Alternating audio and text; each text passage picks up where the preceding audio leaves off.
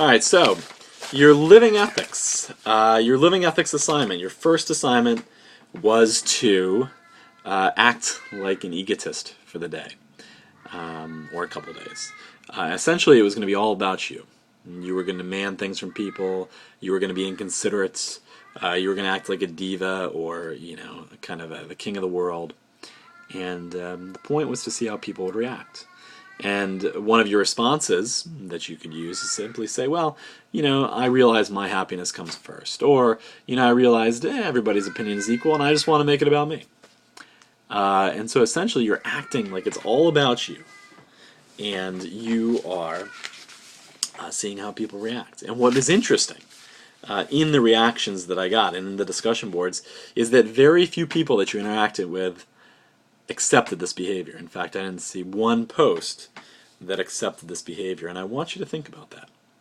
Because essentially what that means is that if morality, if right and wrong, if good and bad are really just a matter of opinion, it doesn't seem like in practice, in actual life, people agree with that position. Because in actual real life, when you acted like a jerk, when you acted like, look, the only thing that matters is me, it seemed that people essentially said, no, you're wrong. You can't do that. You shouldn't do that. And,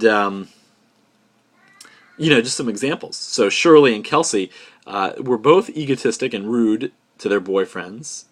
And both boyfriends were relieved when they heard it was just an experiment. So in other words, if this kind of behavior was going to be you're the new you, Shirley, or the new you, Kelsey, your boyfriends would not find it acceptable in a relationship. And Amanda also found this with her parents and her best friends. They found her behavior totally unacceptable. That there is absolutely no reason, no justification, nothing that would make this behavior right. And again, if morality, if right and wrong is just a matter of opinion, they certainly didn't act like that was the case. They didn't act like your opinion, Amanda, was just as good as theirs, or your new behavior was okay. And in fact, your friend had a hard time forgiving you. And Jacqueline brought up an interesting point. She said, and this is a point that a few other people mentioned as well, where you essentially said, look, I don't know how people could live like this. It boggles my mind. I just don't get it.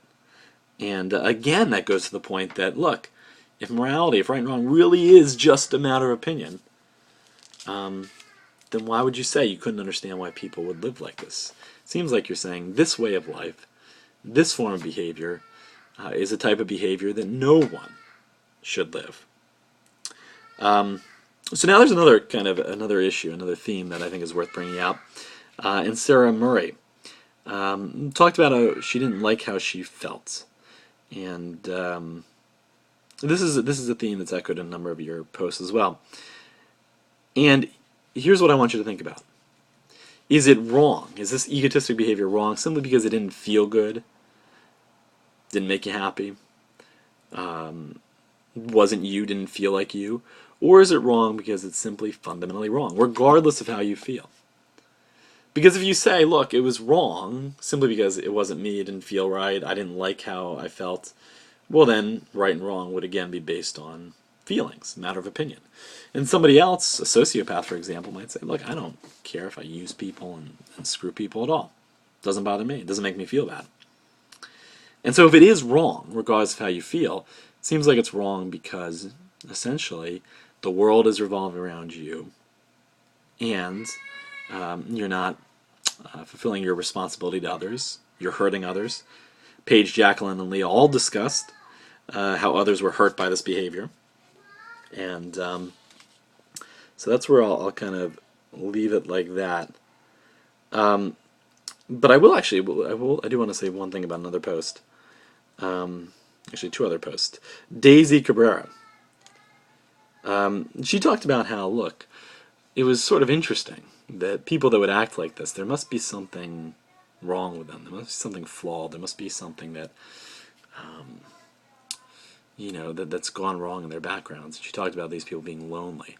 And there's a certain sympathy for the radical egotist, or the egotist. And, one could say, yes, I am sympathetic, I understand, I feel bad for you, maybe you've had a hard past, a hard life. but that doesn't necessarily make the behavior right. You could empathize with somebody. You could say, I understand why you feel like this or why you're doing this, but that still doesn't make the behavior right. And the last thing I want to do is Leah's post. Leah talked about how she did it with a kid, somebody she was babysitting with, or for, and the kid was really confused. Like, why aren't you going to play with me? Why are you just going to ignore me? Why are you going to tell me I don't matter? And the confusion essentially points to something very interesting. What is interesting is the kid expected that the adult he was with was not going to be an egotist. He expected adults to not simply be concerned solely about themselves. And this is interesting because Leah also brought up the fact that the kid's sister often was an egotist. And kids tend to be egotists, right? I mean, they tend to think, especially depending on what age they're at, that they're the only thing that matters. The world literally revolves around them. They can't think of other people or put themselves in other people's shoes. And so what that says is that, or what it asks at least, is egotism kind of natural and then we grow out of it, or is it natural and then we're socialized out of it? In other words, that society kind of makes us act differently or hide our egotism or resist our egotism? Or is it that is natural for human beings to be egotistic at first and then afterwards, as they mature, become more and more aware of others and concerned about others? Okay, so that is your Living Ethics recap, and hopefully there were some interesting themes in there that you could think further about.